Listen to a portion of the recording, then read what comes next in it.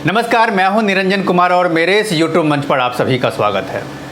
दिल्ली में आने वाले 6 महीने के बाद एमसीडी का चुनाव होने की पूरी संभावना है, लेकिन इससे पहले दिल्ली में जितने भी वार्ड है उसका परिसीमन होगा और परिसीमन के बाद उसकी रिपोर्ट सौंपी जाएगी और इस रिपोर्ट जब सौंपी जाएगी उसके बाद ये तय होगा कि दिल्ली में एमसीडी का चुनाव कब होगा। लेकिन इसकी संभावना 6 महीने के बाद जो मैंने बताई है उसके पीछे की वजह है क्योंकि गृह मंत्रालय ने एक नोटिफिकेशन जारी किया बाकायदा इसके लिए और इसके जरिए 3 सदस्यीय कमेटी का गठन किया है जिसमें दिल्ली के जो चुनाव आयुक्त है वो इसके मुखिया हैं और इन 3 सदस्यीय कमेटी का काम है अगले 4 महीने में दिल्ली में जितने भी वार्ड हैं इन सभी वार्ड का परिसीमन करना और परिसीमन करने के बाद ये कमेटी ये रिपोर्ट सौंपेगी सरकार को और उसके बाद ये तय होगा कि दिल्ली में एमसीडी का चुनाव कब होना है।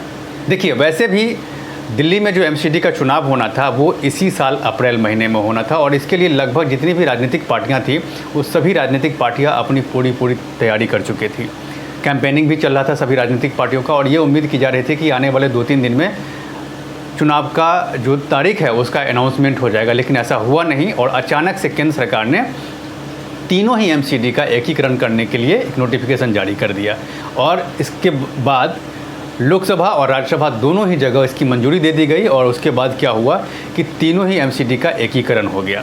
इसके बाद एक सवाल और भी हो गया, केंद्र सरकार की तरफ से ये कहा गया कि जब 3 एमसीडी थी तो 3 एमसीडी में 272 वार्ड थे, लेकिन अब जब एकीकरण हो गया है तीनों एमसीडी का, अब 1 एमसीडी होगी, तो उन्होंने ये कहा कि अब वार्ड की संख्या घटा करके 250 कर दी जाएगी।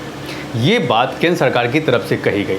तो जब 250 वार्ड की संख्या अगर करनी होगी तो इसके लिए बाकायदा परिसीमन करना होगा और इसी के लिए केंद्र सरकार ने गृह मंत्रालय ने नोटिफिकेशन जारी किया है कि जल्दी से जल्दी इस पर काम किया जाए और इसके लिए बाकायदा 3 सदस्यीय कमेटी का गठन किया है और ये 3 सदस्यीय कमेटी जो है ये सभी वार्ड को का मुआयना करेगी और उसके बाद जो 272 वार्ड हैं इस वार्ड को कम करके 250 वार्ड करेगी, यानी कि 250 वार्ड में इनको करना है। ये कुल मिलाकर के ये देखा जाए कि 22 वार्ड जो है वो कम होगी। तो जब 22 वार्ड जो है वो कम होगी तो बाकी जितने भी वार्ड हैं उनका दायरा बढ़ेगा, उसकी सीमा बढ़ेगी। तो इसी पर काम करना है ये 3 सदस्यीय कमेटी को और इसके लिए बाकायदा उनको 4 महीने का समय दिया गया है। 4 महीने तक ये बाकायदा इस पर काम करेंगे और उसके बाद ये तय करेंगे कि किस वार्ड का दायरा कहाँ से कहाँ तक है, किस वार्ड की सीमा कहाँ से कहाँ तक है, ये तय करेंगे। तो इसका जब समाधान जब हो जाएगा उसके बाद ये कमेटी गृह मंत्रालय को अपनी रिपोर्ट सौंपेगी और उस रिपोर्ट के बाद तब केंद्र सरकार ये तय करेगी कि दिल्ली में एमसीडी का चुनाव कब होना है।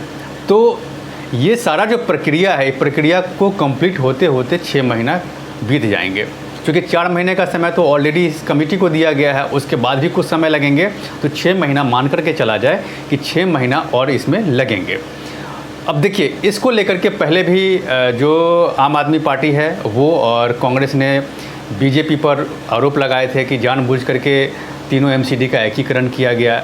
बीजेपी को कहीं ना कहीं लग रहा था कि अगर अभी चुनाव होंगे तो बीजेपी सत्ता से बाहर हो जाएगी, इसीलिए इस तीनों एमसीडी का एकीकरण किया गया। जबकि सरकार की तरफ से ये कहा गया कि तीनों एमसीडी जो है अलग अलग है, तो उसमें 2 एमसीडी घाटे में चल रही है, सिर्फ एक साउथ एमसीडी है जिससे रेवेन्यू आ रहा है और बाकी एमसीडी में इस तरह की बात नहीं है। इसीलिए तीनों एमसीडी का पुनर्गठन कर दिया जाए ताकि जो भी रेवेन्यू आएंगे उसके बाद जो है सो अलग सभी इलाके में उसका बंटवारा किया जाएगा। ये बात केंद्र सरकार की तरफ से कही गई थी।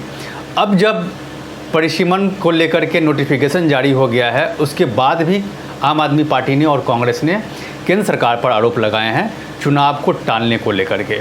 अगर आम आदमी की पार्टी की बात करें तो आम आदमी पार्टी ने सीधा बीजेपी पर आरोप लगाया है कि बीजेपी चुनाव हार रही है एमसीडी का। उनको लग रहा है कि अब चुनाव हार जाएंगे, इसीलिए वो इतना लंबा समय दे रहे हैं ताकि वो इतने समय में वो तैयारी करे, लेकिन ऐसी कोई बात होगी नहीं और आने वाले समय में जब भी चुनाव होगा तो वहाँ एमसीडी में आम आदमी पार्टी जो है वो सत्ता में आएगी। ये आम आदमी पार्टी का कहना है।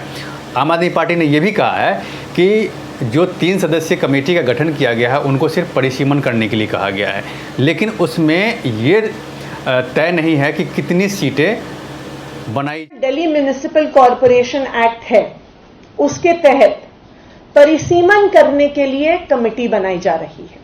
जो एक 3 सदस्य की समिति है, जिसकी अध्यक्षता श्री विजय देव जी, जो स्टेट इलेक्शन कमिश्नर हैं national capital territory of Delhi के, वो करेंगे।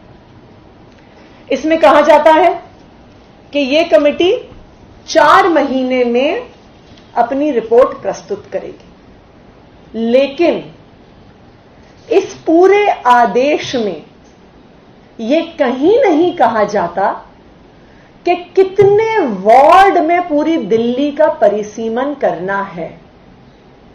तो जो कमेटी परिसीमन कर रही है, जो डिलिमिटेशन कमेटी बनाई जा रही है, आपने कागज पे तो उसे काम दे दिया कि आप परिसीमन करो, लेकिन जो सबसे जरूरी जानकारी आपको उन्हें देनी थी, जो सबसे महत्वपूर्ण निर्णय केंद्र सरकार को लेना था, वो निर्णय केंद्र सरकार नहीं लेती है। वो कहीं भी इस आदेश में इस परिसीमन समिति को ये नहीं बताया जाता कि दिल्ली में कितने वार्ड बनाए जाने हैं। तो ये परिसीमन का आदेश 100% खोखला आदेश है। अगर कांग्रेस की बात करें तो कांग्रेस ने भी बीजेपी पर आरोप लगाया है कि अभी जो परिसीमन हो रहा है तो किस आधार पर हो रहा है, ये केंद्र सरकार को बताना चाहिए। कांग्रेस ने कहा है कि अभी जो परिसीमन होगा तो वो 2011 का जो जनगणना हुआ था उसके आधार पर किए जाने की बात है, जबकि ये 10 साल से भी ऊपर हो गए हैं। ये सरकार को क्लियर करना चाहिए कि किस आधार पर परिसीमन कराया जा रहा है और उसके बाद सीटों को कम करने की बात हो रही है।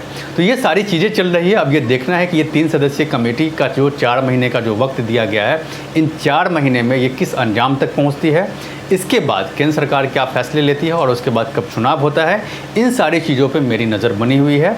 आप मेरे साथ बने रहिए और अब तक अगर आपने मेरे इस YouTube चैनल को सब्सक्राइब नहीं किया है तो प्लीज़ सबसे पहले मेरे इस YouTube चैनल को सब्सक्राइब कीजिए, लाइक, शेयर और कमेंट जरूर कीजिए। इसमें एक कमेंट बॉक्स है जहां जाकर के आप इस मुद्दे से रिलेटेड अपने सवाल कर सकते हैं, जिसका जवाब मैं आपको दूंगा।